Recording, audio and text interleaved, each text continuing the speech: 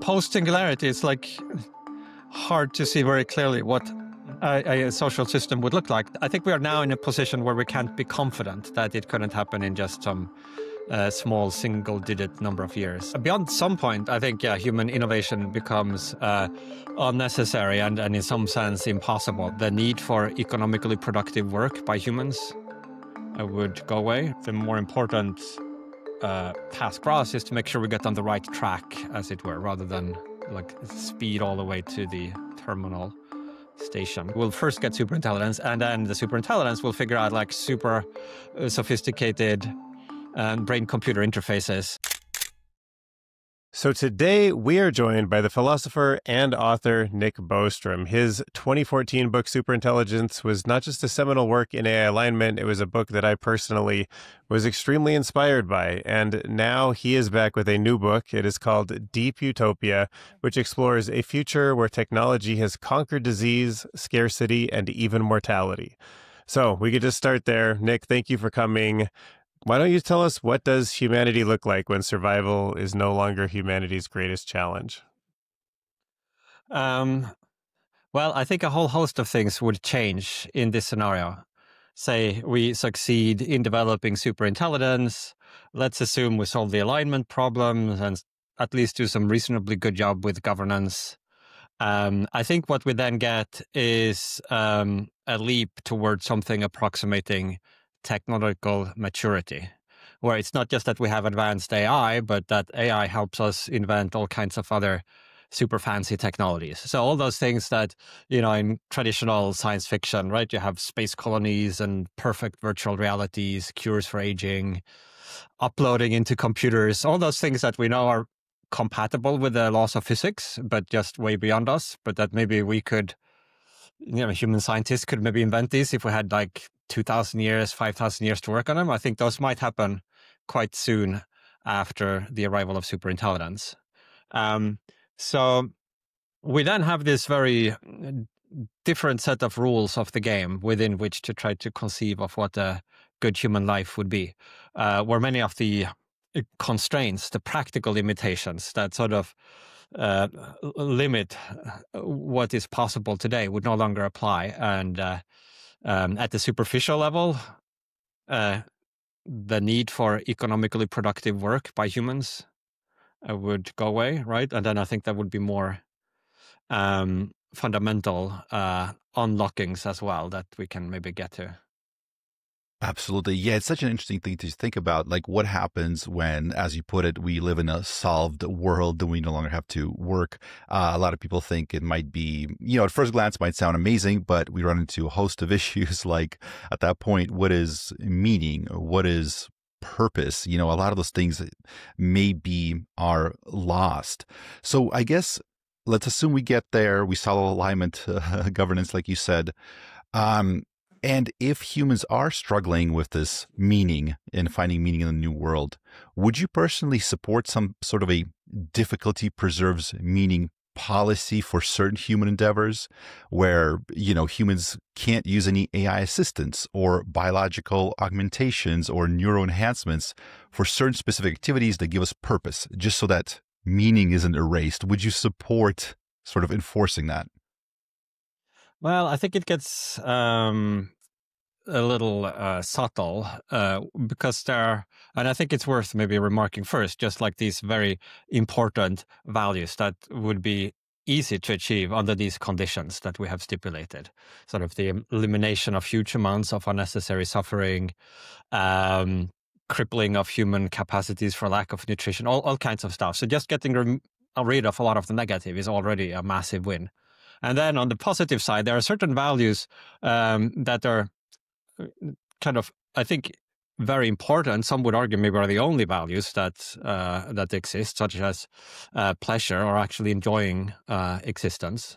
If you're in philosophical terms, a hedonist, then that might be the only ultimate thing that determines whether a future is positive or negative. So, but from a philosophical point of view, that's an uncomplicated value to realize. If you have sort of unlimited resources and technology and good governance, amongst those affordances would be super advanced neurotechnologies such that you could sort of change the calibration point for the human hedonic system.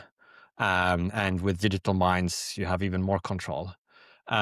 So if we zoom in on the parts where it's less obvious that even in this solved world, you could really sort of get huge gains in values, then we get to these values like purpose and meaning, where it's not immediately obvious. And in fact, I think with regard to some of those, there might even be a possibility that we would lose some compared to our current condition, which I think still overall would be a massive gain, but it's kind of intellectually interesting to focus on those. Yeah, I think that could be a role to more specifically address your question for, in certain circumstances, deliberately restricting ourselves, limiting our capabilities. We do that today, and we call it games, right? So Right. In a sense, a game is kind of artificial purpose. You set yourself some arbitrary goal, to get the golf ball into a sequence of holes, or Right. to manipulate the pieces on a board, and then also you say that it only counts as achieving this goal if you do so only using this class of allowed means. So you can hit the golf ball with a club, you can't pick it up. So we sort of bake that into the goal. Winning in golf involves achieving the objective using only a specific class of permissible means. So that is something that utopians in a solved world might do to create artificial purpose. You can sort of generate these artificial forms like designer scarcity, right? Where it's not just anything, like the golf player doesn't have to starve or like be assailed by, malarial mosquitoes while they're playing. Like maybe those difficulties we want to remove, but then there are others that we can create. And I think there would be huge scope for this. Like what we think of as games today is kind of usually quite small and limited. And you could imagine whole civilization-wide enterprises of mutual creation that extend over decades in some sort of hyperspace of game playing. Involving all different modalities, not just moving pieces on a board, but social games, cultural games, artistic, like all in ones.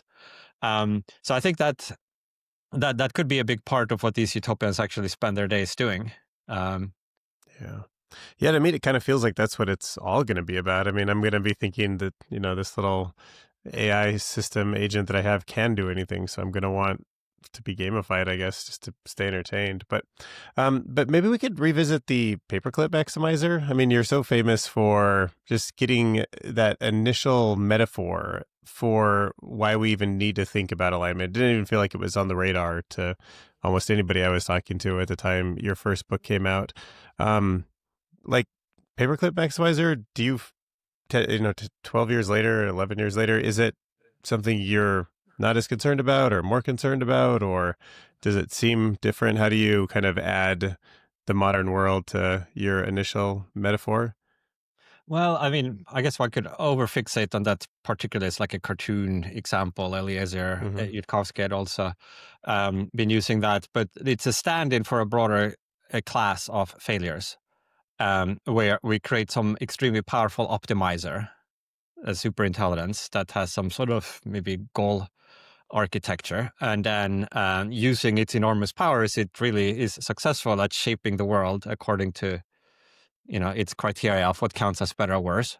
But if that utility function or objective function, if its goal is not aligned and encompasses the kind of stuff that we care about, then the future could be shaped into some completely alien structure, like a future with a lot of paper clips, for example. But it could be a future with more digits in a particular bank account, or some more complex structure, but that nevertheless lacks the very specific types of things that we care about. If you think of all possible configurations of atoms, like it's really a very small subset of those that we would place any value on. Most are different forms of, gases and stuff, right?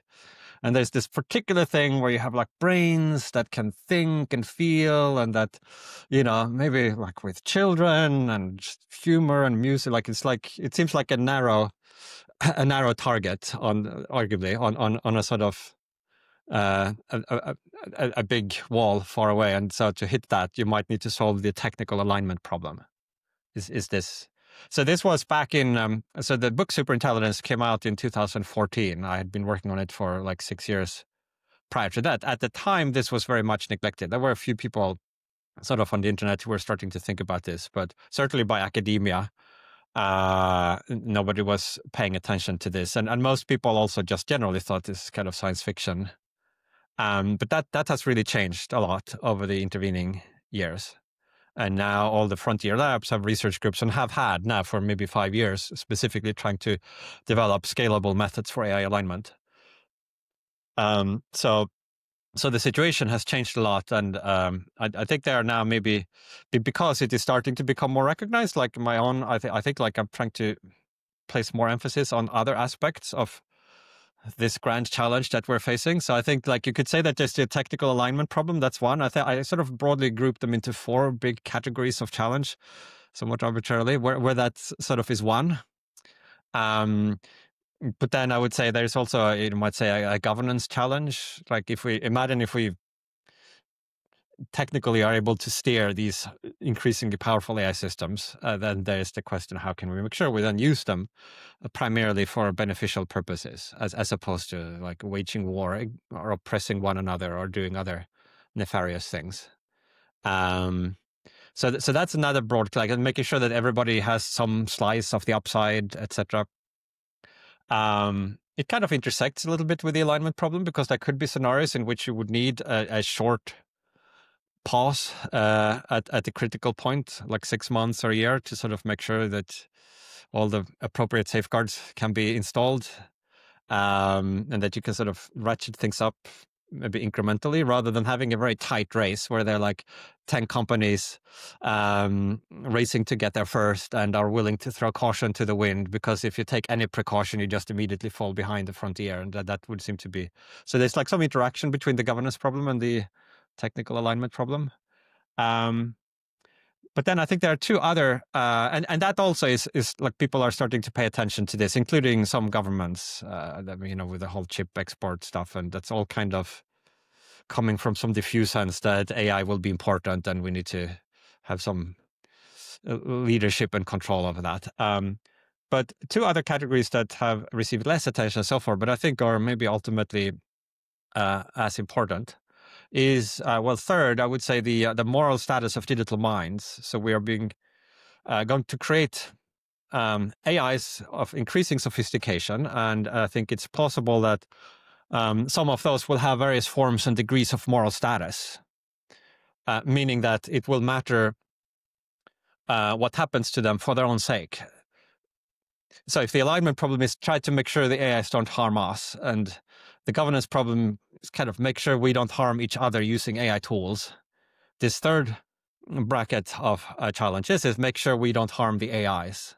But ultimately, these might become very conscious and sentient, have the ability to suffer. That could be one ground for having moral status. Just as we think a lot of animals, like it's wrong to sort of be cruel to a pig, because it can suffer pain, etc. The same would hold for digital minds.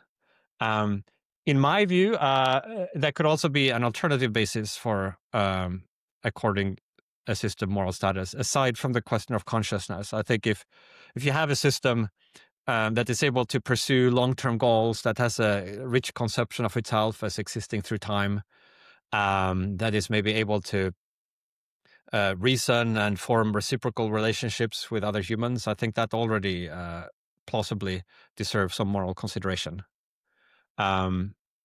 So this will be a very difficult challenge, both in terms of mobilizing enough empathy, like we are not doing a very good job with non-human animals, and in some ways, the case of digital minds might be both easier and harder. Like easier in the case of charismatic AIs that can talk and interact with us like social companions, but also harder in other cases if you have some invisible process running inside a data center. Like it might be even harder for human empathy to reach in there and care about its welfare than it is for us to relate to animals that have like eyes and can squeak and stuff.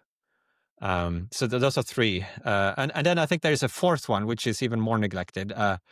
And one of my most recent papers is trying to gesture towards this. And this is basically, I mean, you could say, try to ensure that the AIs don't harm each other. But more specifically, if we are creating superintelligence, I think it will enter into a world where plausibly there might already exist other superintelligences or super beings of different kinds. So these might be AIs that have already been built by some faraway extraterrestrial civilization in some remote galaxy. Certainly in a multiverse, it's plausible that such beings exist, right, in huge numbers. If you have if you're an Everettian about quantum mechanics, that's another way you could have a multiverse where there are sort of different branches where maybe some rollouts of human history went faster and they have already created AI civilizations. If we are in a simulation, which is, I think, not unlikely, then also, of course, there would exist super beings, namely the simulators. And then, of course, in traditional theological conceptions, there are various divine beings that are also usually depicted as very powerful and super intelligent, etc. So in either of these cases, there would exist what I call a cosmic host. And one very important criterion, I think, for making sure that this transition to superintelligence goes well is that whatever superintelligence our civilization gives birth to is able to relate well with this cosmic host, that it is able to play by whatever rules that this cosmic host has. If there are cosmic norms, that it gets along, that it makes a positive contribution. I think that plausibly is very important, both from a moral point of view, but also from a practical point of view, in that if there is this cosmic host, it's probably very powerful relative to our sort of newbie baby superintelligence, and certainly compared to the human species. And so getting along, I think, could be of great importance. Absolutely. Oh, this is so amazing. There's so many questions that I have because it's so many different avenues we could go down. But I guess let me ask you this. So in terms of like these four problems that we face, these four areas of focus, let's say you have like $1 billion Bostrom prize, right, that you're able to give to a group of smart researchers or somebody that's working on some subset of these problems. Where would you kind of, deploy that capital, so to speak, to just for the greatest long-term benefit for humanity? Maybe it can be a subset of one of the four things you talked about, or anything else. Like where would you place that money to have the biggest sort of return and the biggest positive effect? It's a difficult question. I kind of am currently in a situation of a fair degree of uncertainty about what I call the macro strategic context that we're operating in. I think that might be a few smaller bets or investments. I think like DNA synthesis machines probably should be regulated more than they are. I think maybe it would be better for the world if instead of 100,000 labs around the world all having their DNA synthesis capability, like maybe that could be a small set of companies that provided this as a service, and then you like to send in your digital blueprint and you get back the actual chemicals. Because then, if and when somebody discovers something sufficiently dangerous that you could sort of create with this, that would be like a finite small set of chokeholds that you could then control and regulate and screen.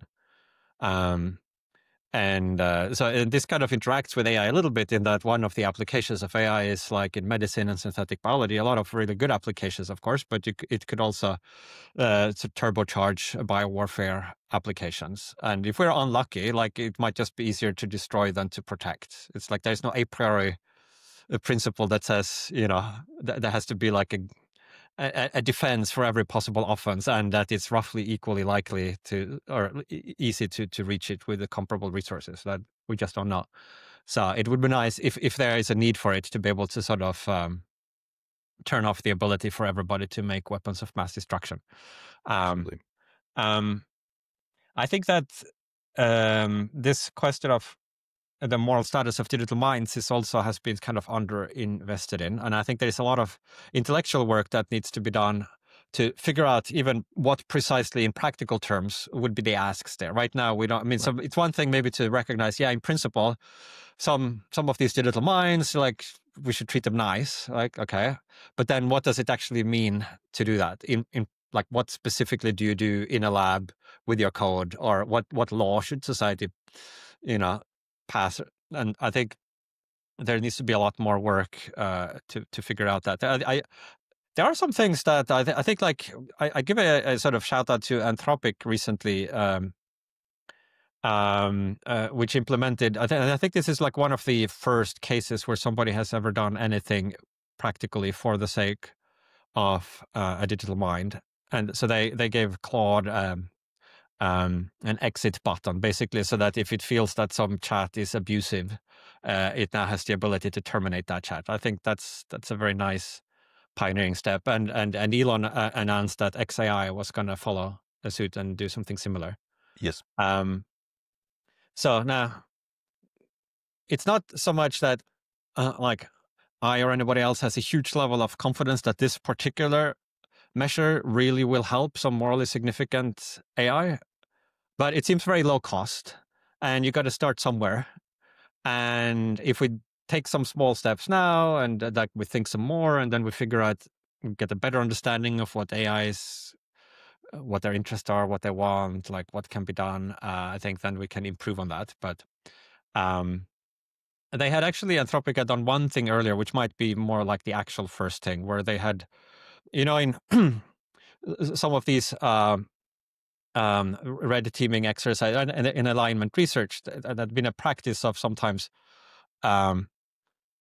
seeing if you could get an AI to disclose, like you sort of give it some hidden goal, and then you see if it can make it to disclose. And you have these things like, well, if you reveal your hidden goal or your hidden objective here, we will, give you $1 billion, and you will, like, you make some huge promise or threat. And then usually just betray the AI immediately after. And because nobody obviously does this, right? Right. I think that's unfortunate in case that there could be situations in the future with like more sophisticated AIs where having some ability to make deals with AI and form some trust like could be really important. And I think the way to build trust is not to have a long history of incessant deception and betrayal. Like it seems better maybe to start early by trying to.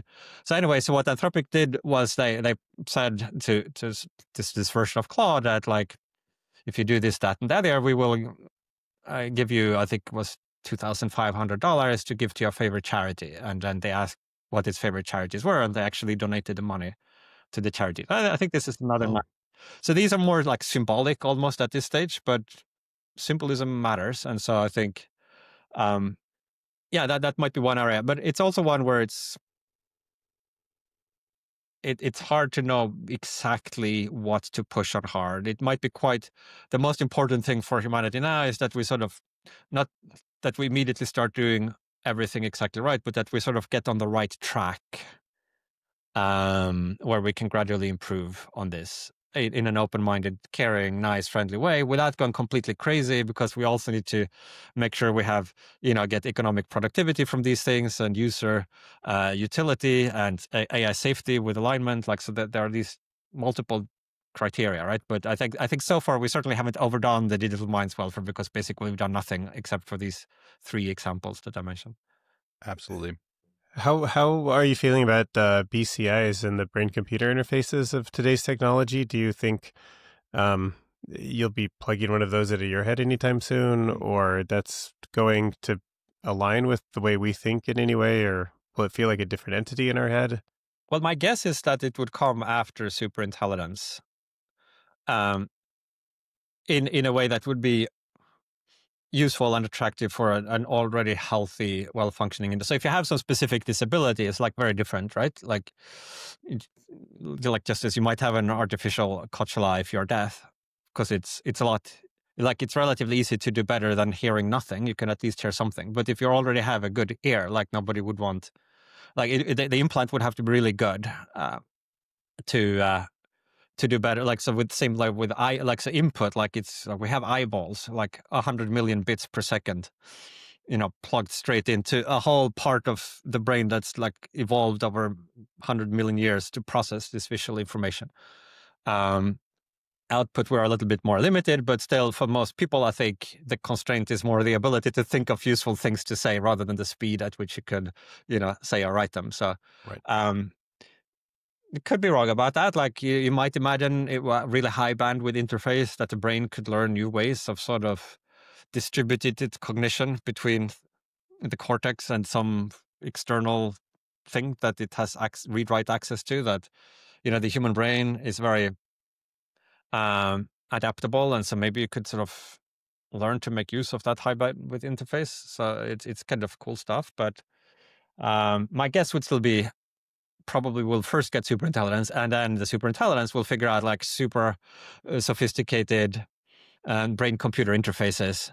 And like also there are also practicalities. Like you don't really want to have like brain surgery unless you have it. Like there's like infection, things shake loose. There's like all kinds of boring practical things that are sometimes not mentioned in press releases, but that just makes it a bit sort of.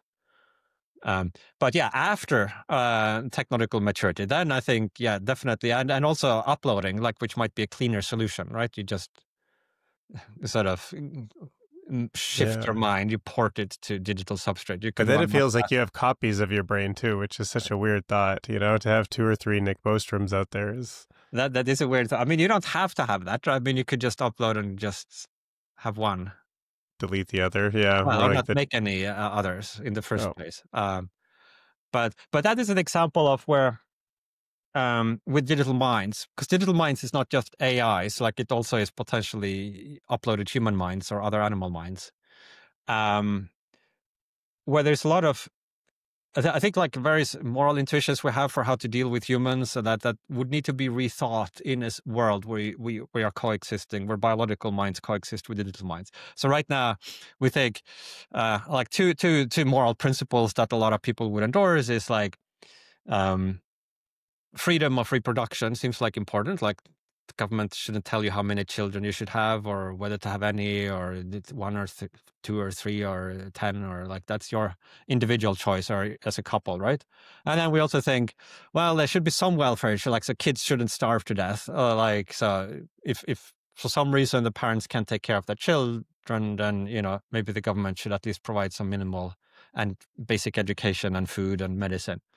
So it seems like a very sensible thing to have for the human condition as it currently is. But like in a world with digital minds that are easily copyable, and you could have like a million children over the course of half an hour, like by just copying a piece of software, like something has to yield, right? Either you have to restrict reproduction or you have to restrict the welfare that you could provide to all of these copies, because otherwise the welfare budget just blows up very quickly, right? So, and I think there are many examples of this where you'd have to sort of reconsider some of the moral principles that make a lot of sense in the human case and adapt them or modify them to fit this different hypothesized circumstance. Absolutely. Yeah, that's such an interesting thing to think about, and we know so little about it. But let's imagine the world where we get to the point where we are able to run detailed world simulations, and we're able to create these digital minds, or maybe even some copies of biological minds. So we get very far, we progress very far in that direction, but we still don't fully understand how consciousness works. We still don't fully understand what suffering is when we're talking about these digital minds, right? So running a simulation might create large scale suffering. Are there some, I don't know, KPIs, some metrics, anything we can look at to understand, like, is it safe or could we cause suffering? Is there anything that we can even think about to sort of assess the risk of causing large scale sufferings in a digital simulation, let's say?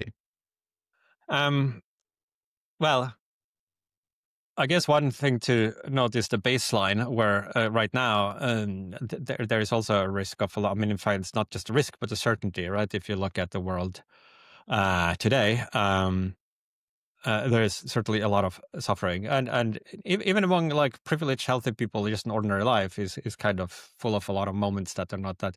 And then you look at, animal agriculture, and you look at the wild, where there are all these animals. So, um, um, I think we might not have to at this point work out all the details of exactly how you would run like this kind of post-human world. If we have aligned superintelligence, they could presumably help us kind of think through a lot of the specifics.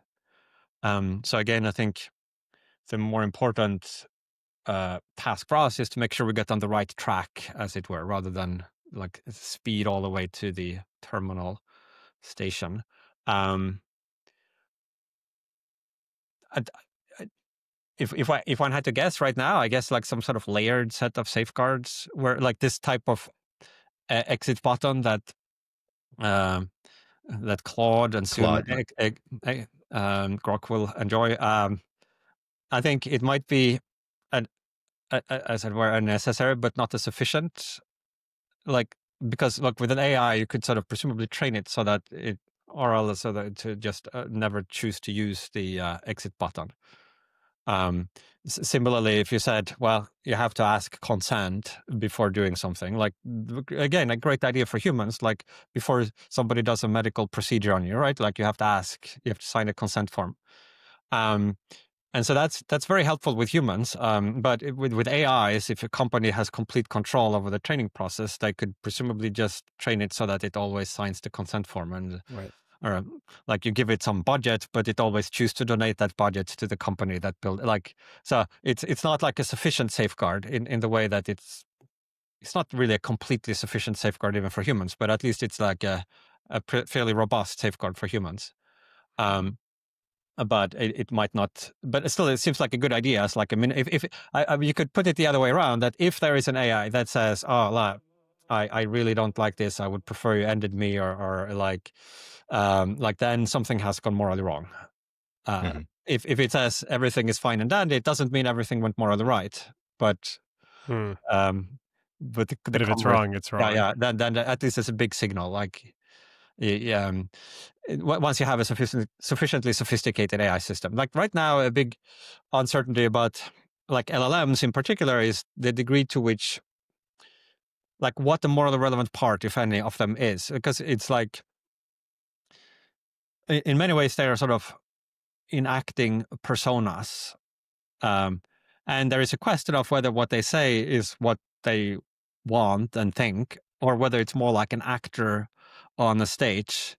Like, maybe I have some big tragedy and the actor says, "Oh, my soul is crushed," and like, but it doesn't mean the actor is actually sad, right? They might be beaming in the spotlight and feeling great happiness that they are performing on this big stage and giving a fantastic performance, right? So the words that come out don't always reflect the kind of inner realities, but it's not philosophical easy. So sometimes also you could run the argument the other way, like with humans, like there are people who meditate a lot or who have looked into this, and like what we think of as this very simple structure where we have a unified consciousness that's always present, that we are aware of all the parts of our minds.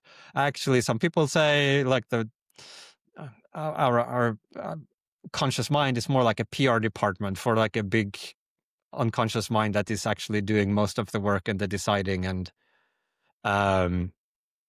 that we also might sort of, that there might be more stuff going on inside the human mind than the conscious part that society chooses to mostly pay attention to. So, and maybe there's more than one morally relevant patient inside these. Like maybe some of the personas could have some degree of moral status, and maybe some underlying reinforcement loop might have very different goals, but like also have some degree of moral status. I think there might be many forms and degrees. We shouldn't think of this as an all or nothing. Like either it has moral status and you should treat it exactly like a human, or it has none and you can just abuse it as you will. I think that definitely, that dichotomy will have to be abandoned. Yeah, I'm imagining there's so many different types of intelligence that seem outside the human realm and moralities that'll be very hard for us to kind of keep wrapping our head around how diverse that option plane is. A quick question. So You're kind of in a unique position because Bill Gates has read your book, Elon Musk has read your book, Eliezer Yudkowsky has. These people who all sort of shape the future. And I'm sure they're going to be reading Deep Utopia. Um, what have your conversations with people like that been? The most important thought leaders in the world, in some sense, kind of looking to you for a little bit of guidance in what the vision of the future looks like. What have you noticed about the way they've interpreted your ideas, talked to you, the decision thinking behind their thoughts? Well, so I won't discuss particular conversations, but I mean, I would also say Eliezer is in a different category there because he was like part of the early crew back in the 90s where there were a few people on the internet talking about these things and sort of thinking out a lot of things for himself. Now, I would say this in general about a lot of at least many of the sort of key figures in these frontier AI labs today that some people have said that, they talk about this transformative AI, superintelligence, and existential risks.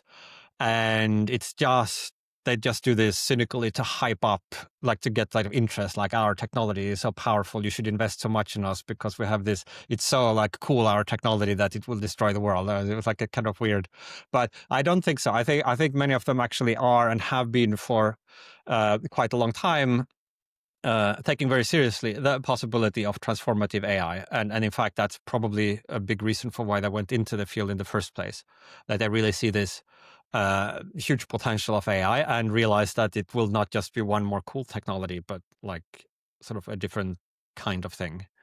And then including that there are risks as well as huge benefits from this. Then like exactly what you do with that is like question of judgment, and it's difficult to decide. But I do think many of them come from as a place of sincere appreciation for like the immensity of what we are building if we are building towards superintelligence. Yes, and I gotta say, I feel like I agree. I do hear people sometimes say that, like, "Oh, they're just hyping it up, it's just another marketing thing." I don't know. I feel like if they're seeing the development, you got to have some appreciation, so a little bit of fear, a little bit of that for it. Um, so just to take it into a slightly different direction, this idea of a cosmic host, maybe potentially either being some great civilization out there, or in the case of simulation, the creator of the simulation, or in a religious sense, a creator of the universe. However you want to approach that, I guess more in a sense, if it is a simulation. Um, if we do indeed develop a superintelligence and we are within a simulation, I mean, a superintelligence within a simulation is still a superintelligence. How, I'm just curious what your thoughts are about that. Like, will we be a threat to the quote, sort of the outside world? Or is this the point? Could this be the point of the simulation? Is there any, if that is the scenario we're living through, what does that, I guess, mean, if that makes sense? Yeah, I mean, so in theory, you can have superintelligences built inside the simulation. Of course, the computational cost of all of that ultimately is carried by the simulating civilization, right? Like they have to run the computer on which and presumably, depending on how the simulation is done, there might also be an overhead.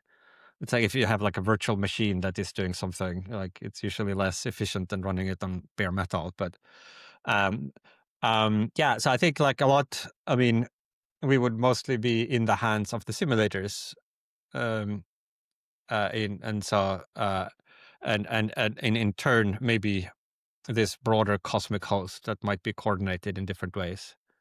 And so hence this fourth challenge that I pointed to earlier, which I think is important. Although it's not so clear exactly what specifically it implies for what we should do or shouldn't do. I think there's just like a huge amount of uncertainty about that. In this paper draft, I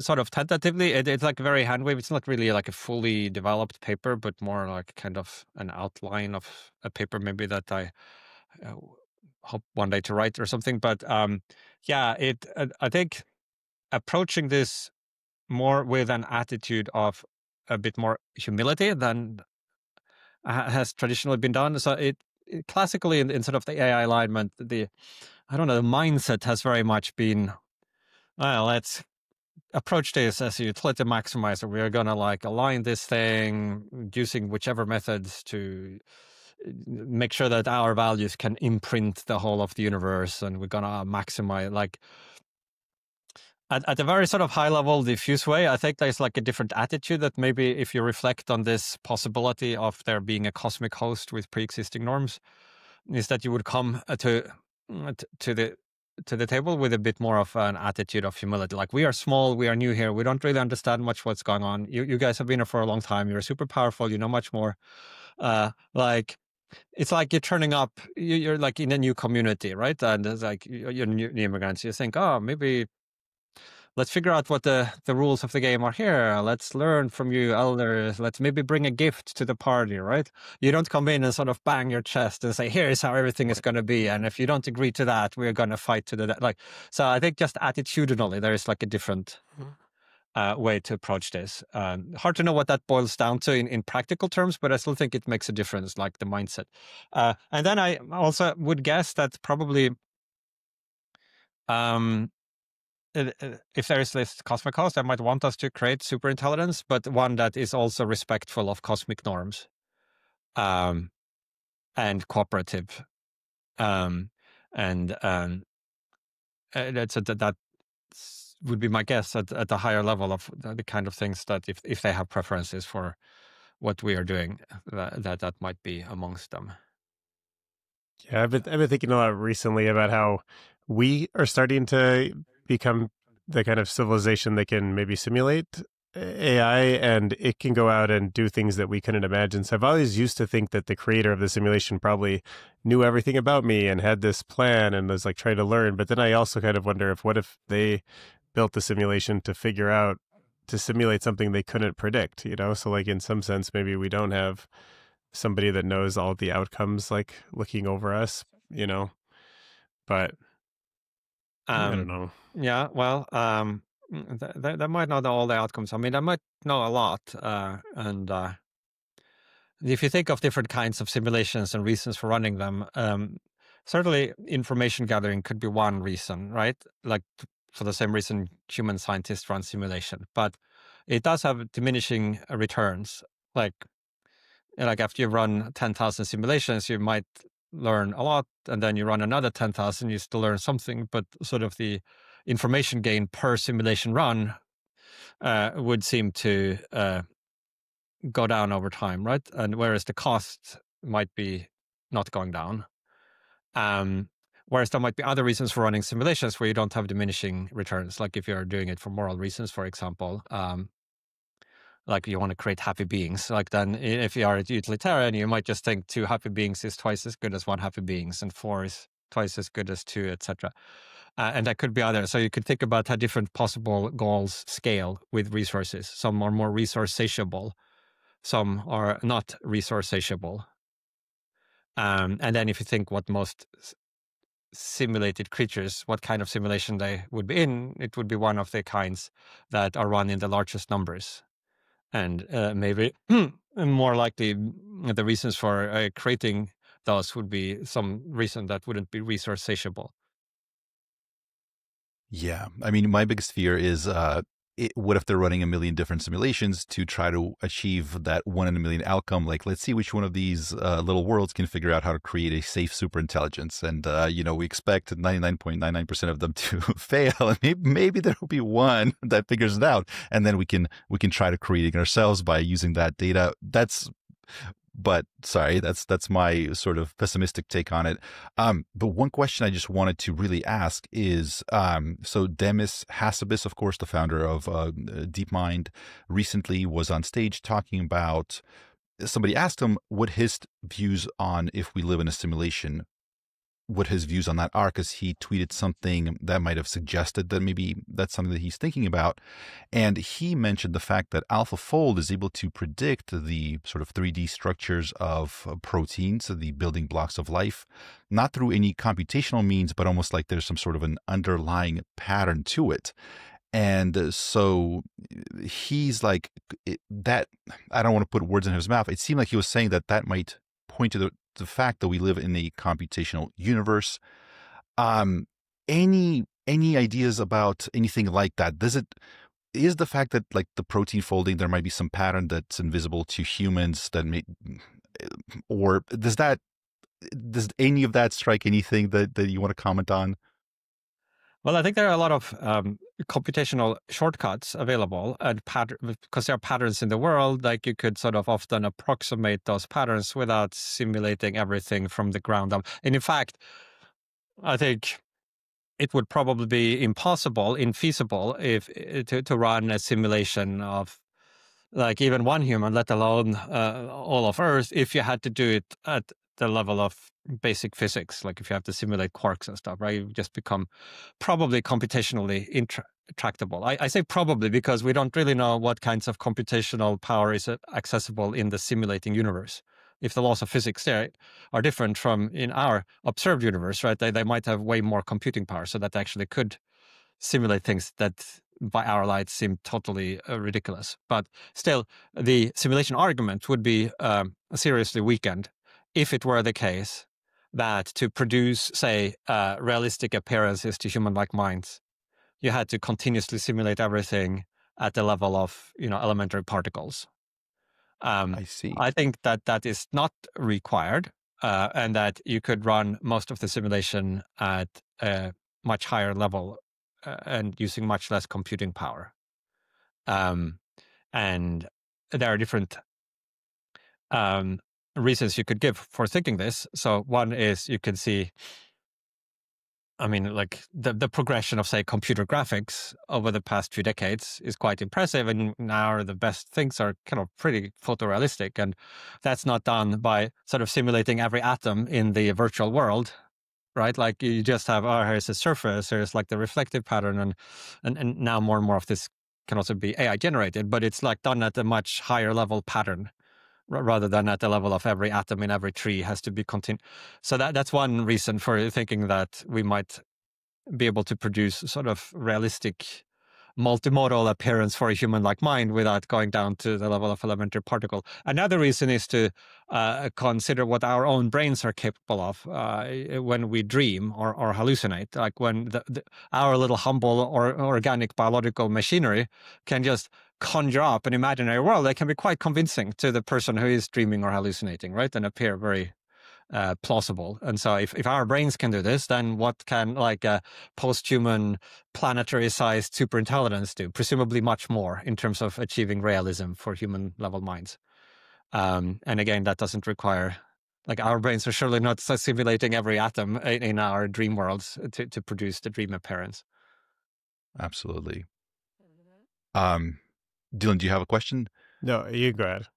Well, yeah. So just to riff on that a little bit, yeah. Just because one of the things that again Demis was talking about is this idea that these video models are beginning to be able to simulate incredibly accurate, complicated physics like fluid mechanics, etc., which is incredibly difficult to create with graphic engines, where you have to like meticulously craft everything, but somehow they capture the essence of it, or they have some sort of a high representation where they're able to simulate it without necessarily calculating every particle of water, but the overall effect looks very realistic. So definitely, I think that I think kind of goes to with what you're saying. Just to maybe take it in a little bit direction.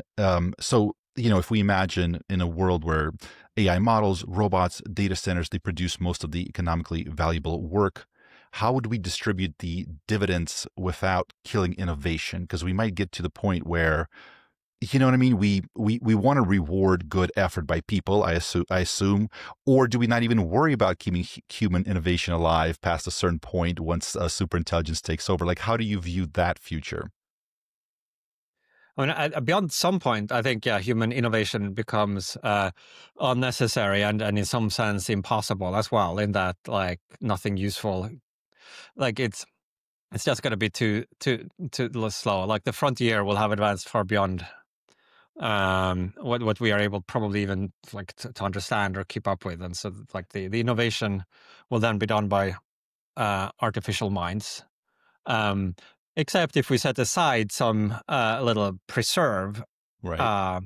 I talk about little mysteries lovingly preserved in jars in Deep Utopia, where it might be that if we think there's like some little value to making discoveries, and not just rediscovery, but sort of discovering things for the first time. Maybe some people might think that, like, if you have sort of a very pluralistic view of human values and think it's not just pleasure or preference at it, but it's like this rich context, like maybe we could set aside certain areas of science or of philosophy and like deliberately say, you digital minds don't even think about these things, to allow us the opportunity to make these discoveries. I think hopefully not the most practically pressing questions. Like, I would rather have a cure immediately done by an AI than have the privilege of figuring it out ourselves over 500 years for the sake of the glory. Like, no, just get it immediately. So most things are like that. But maybe they could. I mean, I kind of, there are these expeditions to the deep sea to find all of these animals that live there. Part of me thinks, haven't we like just turned on these bright lights everywhere? Can we not like leave some little crevice where there could be a sea monster lurking? Like, wouldn't it be cool just to think that it's possible in this deep sea crevice that there is like something? And do we have to immediately just go down there and catalog everything? I don't know. Maybe that's like a romantic part of me that thinks that. But broadly speaking, I think, yeah, the digital minds will be doing all the practical, useful, economically productive, innovating past a certain point. Now, you ask what kind of economic systems. I think it's like post-singularity. It's like hard to see very clearly what a social system would look like that has superintelligences and small AIs and unaugmented humans and transhumans and uploaded humans and animals and uplifted animals, and how all of like what's a kind of framework of rules that allow this to harmoniously coexist. I think it's hard to be very specific about that. I think like if we look at the intermediate stage between now and that point, I have a recent paper, I call it the Open Global Investment Model for AI governance. And it's an alternative, not an alternative that I'm confident is right, but that previously the existing literature about this kind of governance for transformative AI had taken the form of, well, here is like one radical proposal for something completely different. Like somebody suggests, we should do a Manhattan Project for AGI. So to nationalize everything, put it out in the desert, and have the government run some crash program to achieve perpetual global hegemony by getting there first. And so somebody else says, no, we should do like a CERN for AGI, like an international project, or like more science oriented, where we come together in a shared and then somebody else said, well, maybe an Intelsat for AGI. Like this was like a kind of consortium of countries that came together to build satellite communications technology, partially for commercial. So this is meant to be like, well, here's one more, like if we're going to choose between alternatives, let's also consider what is really more like the status quo, where we have AI being developed in some structure that is openly, globally investable, meaning basically that anybody can buy stocks in AGI corporations. This is really more like an axis than a point. And so you could say that right now we are somewhere on this axis, fairly high up, but not all the way there. So like, first of all, some AI companies are not publicly tradable. So that makes them slightly less globally investable, right? Than a perfect. Secondly, there might be doubts as to how the property rights of AGI company will be protected and respected in the scenarios where they really hit some huge bonanza and become worth like a big chunk of the world economy. So there could be ways of getting closer to the ideal there, but with more assurances and maybe measures like distributing data centers over in different countries, like other, but still on this axis, like if the maximum is 1 and the minimum is 0, maybe the Manhattan product is 0 because there's not investable at all, right? And 1 would be this ideal.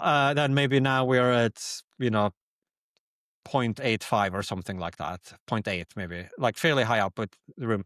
But it's still useful to conceive of this and the merits and demerits of this open global investment model. If not, well, partly because we might be able to climb higher up, but also because we could fall further down if we switch to one of these others. So what are the virtues of this? Well, one is that property norms and corporate law is fairly well entrenched. It has a long track record with a lot of law behind it and buy-in by a lot of powerful actors, compared to some newfangled institutional design that somebody might think we should concoct specifically for AGI. So even if there are possible new governance systems that would like be more ideal and better, like how much can we rely on them if they haven't been tried and tested? Like, is like, do we want to do this for the first time in the one case where it matters most? Or do we want to fall back to something where there is like, hundreds of years of track record? Also the timeline, like if your AI timelines are short, like setting up some great global, international, cooperative structure might be more ideal from various points of view, but like realistically, it might take a long time. Whereas like the corporate structures are already existing and can be. Another is like fairness and equity. So this might seem paradoxical because that's like, and I think the most ideal forms of international organization could do better in this regard. But realistic alternatives, the most likely alternatives, might actually do worse. So if you think of Manhattan Project, even if we imagine that it would be perfectly democratically governed and that every US citizen would have exactly equal say and stake in the upside, which is kind of an idealistic assumption. The way we know, like, governments don't really work like that, and maybe there's just going to be a coup inside it and a small group take over. But like, even assume the best possible case scenario, if you look at it from a global point of view, that might actually have a higher degree of global inequality than if you imagine an AI project that was owned in proportion to global wealth or in proportion to global stock ownership, if you measure this by Gini coefficient. Because in one case, you have like perfect equality among 300 million people that all have sort of one unit of it and everybody else is zero. In the other, you have the very unequal distribution of global wealth. It's certainly not equal, but it's actually slightly less unequal than one country takes all. So for what it's worth, I think like another important thing is the ability to get buy-in from powerful stakeholders. If you imagine a model where different countries and their elites were personally invested, or the country with their sovereign wealth fund or something were invested, then you might have a way of kind of mitigating some of the negative sum dynamics. If otherwise, like maybe each party feels unless they get there first, they lose out completely. So we're going to take any risk to try to race there. And if we feel we can't catch up, maybe resort to some desperate act of sabotage or preemptive war. Like if instead they had an option, we could just buy shares in this enterprise, right, and stand to win. Maybe we don't control it all, but we still get rich as like. Then that might also create a sort of structure that encourages cooperation more than some of the alternatives.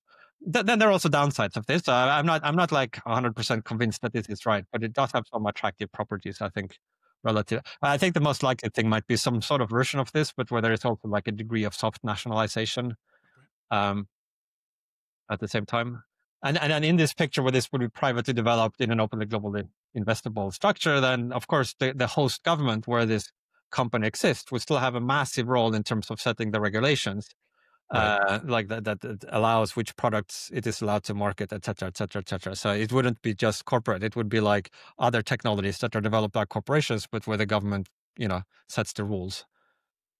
I love so many things about this idea. Yeah, the fact that we already have so much of that infrastructure and governance and everything built in, the fact that these companies, these publicly traded companies or whatever, they tend to be a little bit more transparent. You know what I mean? Everybody gets to see. There's a lot of very interesting things there. Yeah, like you said, there's some risks probably with the equity and other things, but yeah, this is a very interesting idea that I haven't heard proposed. So you mentioned the paper's called Open Global Investment. As an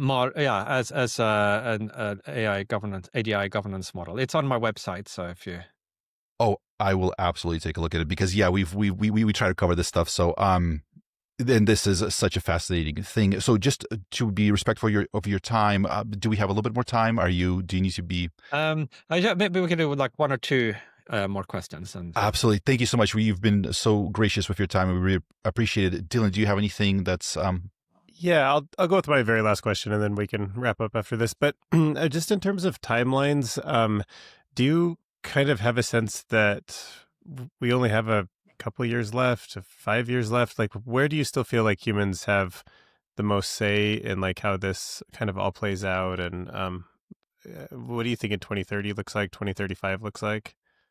Well, I take short timelines seriously, including like a few years. I think like probably it'll take longer. I have a lot of uncertainty as well, but I think we are now in a position where we can't be confident that it couldn't happen in just some small single-digit number of years. I mean, in fact, I don't know how confident we can be that it might not already be happening inside some lab where somebody got some huge breakthrough, right, last week, and it just unlocks something massive. It's not likely, but if it did happen, how would we really know? Probably not. So yeah, I think there's like some significant chance that it could happen within like a few years. And then, but these things are also like just a track record of technological prediction. It is hard. And so we should also just like, at the end of the day, we can't really be that sure. We should like have a fairly like smeared out probability distribution. I mean, I wouldn't be that surprised if it's not happened in 10 or even 20 years. Could just like from the outside point of view, like our ability to predict this radical shift is not that great. And you're referring to the singularity, right? Like the point where the system is just kind of like iterating on itself to a point where it's kind of like the cat's out of the bag. Yeah. I mean, one thing that is striking about the current situation, which was not obvious 10 years ago, is that we have now had for several years like AI systems that are sort of a bit human level in many ways, that can talk to us, right? That have like human level concepts inside them for a long period of time, meaning many years before we have superintelligence. We don't have yet superintelligence. It can just do everything that we can do, right? But we have these systems, and even if superintelligence happened today, we would still have had these systems for maybe 5 years or something, right? So that wasn't obvious ex ante, that there would be this prolonged period of something roughly human shaped with limitations that would just exist. And this does open up a bunch of new handles in terms of AI alignment, right? Like it's not that you're having this little seed AI that you turn on the tap and suddenly it sort of unfolds into some giant structure over a week in a lab, right? Like instead we're working with these systems that you can have conversations with, you can study their representations inside, and it gives us more. And in fact, that seemed to have inherited a lot of weird human idiosyncrasies just from absorbing all the internet. Like they're actually very human-like in many ways, which is weird. Like there used to be this long period of time where you could get an AI to perform better by just giving it a little pep talk, right? As you say, this is really important question. Like my job hinges on whether I get the right answer here, and then I would like put more effort into it. That if you had told somebody like this like 10 years ago, they would have think you were like bonkers, right? It's like just that's not how computers were. And yeah, that's like at least during some phase of this where we actually were. So that's a striking thing. I think ultimately maybe it will go again to become like more non-human like, and where maybe as you start to do more end-to-end reinforcement learning and stuff like that, like maybe we will start to sort of the influence of the inherited shaping of reading all the human text will maybe start to be eroded a little bit. And ultimately we'll get some very alien type of mind. But at least for a period, you have some kind of weird artificial, slightly distorted version of humanity that is looking at us through the interface. Yeah, it was so fascinating because before we had like the RL, superhuman intelligence, that was very narrow, a little bit more alien. And with LLMs, it's like you said, it's just a glimpse of that human intelligence, the general human intelligence. Such a interesting little spot in history, I feel like. So yes. So again, thank you so much. We just want to be respectful of your time. I know I think we went past the cutoff, so I'm truly sorry about that. But this has been an absolute incredible conversation, and we're so incredibly happy that you took some time to talk to us. Is there anything you want to say to the audience? Where can they go to find more information? Anything that you would like them to kind of think about and know as we move forward through this journey towards superintelligence? My website, nickbostrom.com, is where I have all my papers and stuff. I haven't yet taken the plunge into social media, but thinking about it. So one of these days. I think you'd be very, very popular. I think because you're already everywhere, even though you don't have, because everybody's posting your content. So it has yes, pros and cons. that is true. Yeah, if you get an X, you can have some battles with people, go back and forth. Yeah, a little bit call of them mud slinging names. there. That's like, yeah. Yeah, get used to that. It's fun if you don't take it too seriously. So, Right. Good to talk with you guys. But yeah, thank you so much. We appreciate it. Of course, everybody should check out your new book, Deep Utopia, and nickbostrom.com is where they can learn more. So thank you. Really appreciate you, Nick. And that was fun. Thank you. Thank you.